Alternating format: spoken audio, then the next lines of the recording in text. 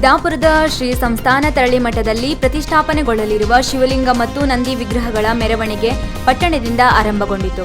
ಕಾರ್ತಿಕೇಯ ಪೀಠದ ಸಾರಂಗದ ಜಡ್ಡು ಕ್ಷೇತ್ರದ ಶ್ರೀಗಳಾದ ಯೋಗೇಂದ್ರ ಸ್ವಾಮೀಜಿಗಳು ಪುಷ್ಪ ಅರ್ಚನೆ ಮಾಡಿ ಚಾಲನೆಯನ್ನು ನೀಡಿದರು. ಈ ಸಂದರ್ಭದಲ್ಲಿ ತರಳಿ ಮಠದ ಅಧ್ಯಕ್ಷ ಎನ್.ಡಿ. ನಾಯ್ಕ್, ಸಮಾಜದ ಪ್ರಮುಖರಾದ ವಸಂತ್ ನಾಯ್ಕ್, ವಿ.ಎನ್. ನಾಯ್ಕ್, ಇಂದ್ರಾ ನಾಯ್ಕ್, ಸುರೇಶ್ ನಾಯ್ಕ್, ಪ್ರಶಾಂತ್ ಹೊಸೂರ್ ಹಾಗೂ ಸಮಾಜದ ಮುಖಂಡರು, ತರಳಿ ಮಠ ಕ್ಷೇತ್ರದ ಭಕ್ತರು ಹಾಜರಿದ್ದರು.